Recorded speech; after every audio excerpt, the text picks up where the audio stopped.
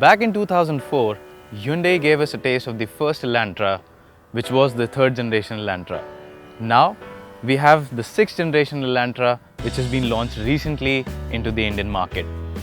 Now, it seems very familiar in terms of the exterior design. It is the same fluidic design, but everything about this new Elantra is new. So that is what we'll find out in this video today.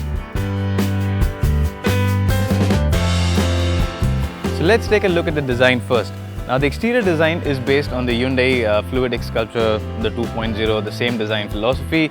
You can see it's a very fluidic design, the same, it's got a lot of sharp creases, a lot of sharp curves, and you can see a lot of these angular slim headlamps, of course with your LED daytime running lamps. We've got a hexagonal grille with these chrome slats, and again these neat blackened out fog lamp housings. All of this, along with the shape of the bumper and the hood, give the Elantra a very kinetic front face. It looks very dynamic even when standing still. Now if one is to look at the side profile, you would notice there isn't much of a change from the earlier Elantra, the one that has just gone out of the market. The side silhouette is pretty much the same. There's not much of a radical difference. Even the tail lamps come and merge in a similar manner, although yes, the body creases are a little bit different. There's a difference to the alloy wheels and all, but overall not much of a difference in terms of the side profile as much as one sees at the front and as what we would see at the rear. Now talking of the rear design of the Elantra, you can see it's a very sharp design, similar to what we see on the rest of the car. You've got this longish, sleek tail lamps, the highlight being these three LED rings, which really stand out once you see them in the night. Also, compared to the earlier Elantra, which had a rear, which I personally did not like because it looked as if there's a lot of vacant real estate. This one though is far better designed. It's got these sharp creases, it's got a pronounced boot lid. All of it gives, I mean, if you look at from the front and right up to the rear, the Elantra bears a very sporty design, and it really stands out in this segment. Now let's take a look at the boot of the new Elantra. So it's got a fairly big boot. It's got a low loading lip, which means that it's easy to lift those heavy bags and put them in. Also, it's been designed in a way that it's got usable space. The designers have ensured that most of the volume of this trunk is usable. So overall, a very good car in terms of carrying a luggage, going for those long weekends and having a lot of stuff. We're inside the cabin of the new Elantra, and from the first look, I think Elantra's got the best cabin in the business. It competes primarily against the Octavia, the Cruze, the Corolla, and if you compare this car with them, well, of course it's the newest, so it's got more features, but it has got a fabulously well-built cabin. In the center console, you have this touch screen. It's a color touch screen, gives you access to all your entertainment options. The overall display on this screen again is very crisp. I've been using the navigation for a while. It's really very intuitive. The overall controls, again, you've got very less buttons, only that many buttons that you need. So again, the ergonomics are good. You really don't have to struggle to find out how any particular function works or how to access any feature. Along with that, one feature that I really like inside the cabin is the ventilated seats, the cooled seats. So if it's a really hot day and the car has been out in the sun, you know how torturous it can be for the first 10-15 minutes because it takes some time for the air conditioning to really cool the cabin. But in the case of the Elantra, I can just press this button and you've got these ventilated seats. The seats cool and it's a lot more comforting. Now let's take a closer look at the infotainment screen of the Elantra. So one of the key good features about this system is that you get access to Android Auto as well as Apple CarPlay, which means you can seamlessly connect your phone and it's a lot easier access. You pretty much get the same display as you get on your phone screen once you connect your phone through a USB cable. There's also navigation, so again the navigation is displayed well.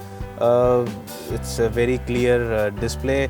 The maps are loaded in through an SD card here. In terms of connectivity too, there's pretty much everything that you would expect. So I've got my phone paired in right now, so you can stream Bluetooth music. So have the aux connectivity. You can put in your aux wire here. You've got a USB cable here. There's the radio FM. So pretty much everything that you need in the cabin in terms of connectivity, this system's got it all. Now, apart from the touchscreen and all the related features that we talked about earlier, if you have a look at the steering wheel, you've got cruise control, got your controls for the entertainment system. You can switch over from the media list from a Bluetooth to a radio FM to other sources. Apart from that, again, if you, the build quality overall is very, very good. The material quality used here is good. There's barely any panel gap that you can point out which reflects any kind of poor build quality. Everything is very nicely laid out. You've got a cooled glove box, so if you have a soda can or any cold drink, you can just leave it there and you can keep it chilled. You've got a USB connector, 12-volt socket. You've got two 12-volt sockets here.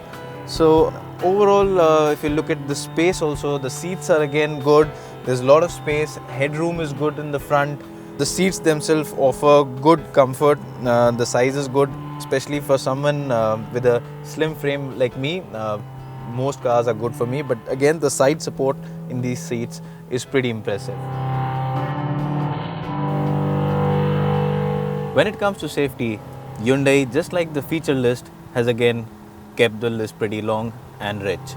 The car is equipped with dual front airbags. You've got side curtain airbags. The car's got ABS with EBD. You've got traction control, ESP, a reverse parking camera, which again shows you active guidelines while you're reversing. So in terms of safety, you get the complete kit with this car, and it's pretty much at par with the segment. There isn't any feature which any of the other competitors has, and this car hasn't got it as far as safety is concerned.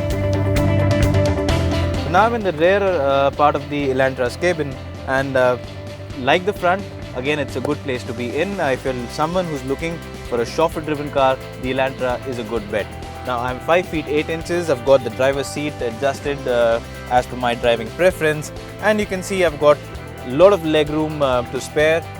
Although the Elantra has got a sloping roof line because of the coupe-like design, for someone of my height, there is enough headroom. So even if someone's a couple of inches taller than me, the headroom shouldn't be much of an issue.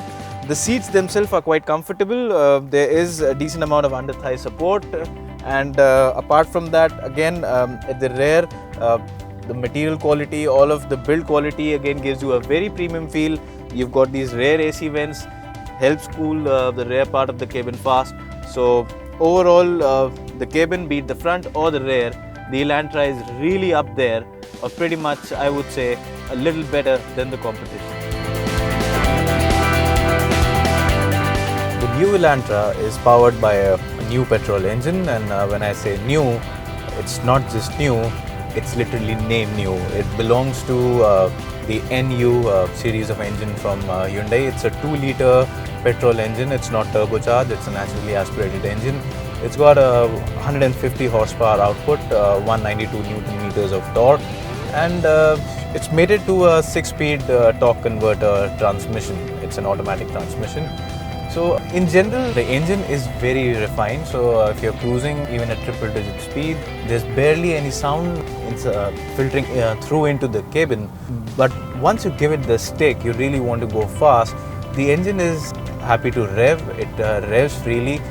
You can engage a manual mode in the transmission. You can shift manually. That makes the drive a little more engaging.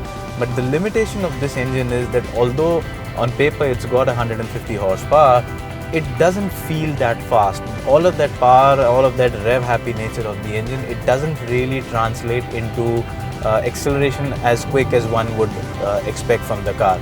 That said, It is primarily because the priority of this car seems to be more towards effortless cruising. So if you're cruising all day at 120, 130 on the highways, it's more than comfortable doing that. You have to make a quick overtaking maneuver. Again, you've got enough power on tap to make that quick overtaking maneuver on the highway. Hyundai claims the fuel efficiency for this engine to be a little above 14 kilometers to a litre, which again is a decent figure for the segment. The testing that we've been doing with this car, we've been getting about close to 9 kilometers to a litre, and that is primarily because we've been pushing the car pretty hard as well. So talking about the transmission a little bit in detail, it's a 6-speed torque converter automatic. In terms of shift speed, it's a decent unit. It upshifts pretty quickly. It's not one of those irritating units which is always searching for a higher gear whenever possible and doesn't want to shift down. It's not that. So it will shift down when you really push the accelerator. It's not reluctant to do that. Apart from that, again, similar to the nature of the engine, it's more of a relaxed unit, so it's not outrightly sporty. It's just about okay, and you can engage manual shifting. So once you do that, you have a better control over the shifts. One of the key improvements in the new Elantra over the older model is the handling. This is a recent trend we've noticed with a lot of new Hyundais, that the handling is getting a lot better than what it used to be a few years back. On this new Elantra, again, it's not inclined towards a sporty drive, so don't expect it to be a real corner carver. But you can really push the Elantra and it will still hold its line through corners at a fast speed. So it's got less of the vertical movement which was present in the older Elantra. So if you're doing 130, 140 on the highway, there's less vertical movement. It doesn't feel as wallowy as the older Elantra or some of the older Hyundais for that matter. The steering too has improved. It's a lot better. The response is quick. It's a direct response steering, so the car really goes where you point it. No complaints with that. However, what it lacks is the feedback. So there's barely any feedback from the steering. That's the only problem with it. But apart from that, it's a decent car. It does what it's supposed to do. If you have to go on a long highway drive, it's comfortable doing that. If you're going in the hills, it's still a good car to drive in those places. Just to sum it up, it's a good car in its segment. It's got loads of feature in terms of features and equipment. It's not just at par with the competition, but a step ahead of it. It's got a great interior, luxurious cabin, a lot of again gizmos. You've got one good thing is you've got Apple CarPlay and Android Auto in this. It's a new petrol engine, a responsive engine, not really sporty, but does the job well. If you're a person who's looking for a chauffeur-driven car, again, good space in the rear, a comfortable seat as well. So overall, a good package, a lot better than the older Elantra, and for the price, it's good value for money. And if you're looking to buy the Elantra, except for the driving dynamics, it's pretty much on top of its competition. So that's it from us today, folks. Thank you for watching the video. For more on the latest in the automotive world, please ensure you follow our YouTube channel. And for reading more reviews, news, views, opinions, and everything that's happening in the industry, do visit financialexpress.com/auto. Thank you.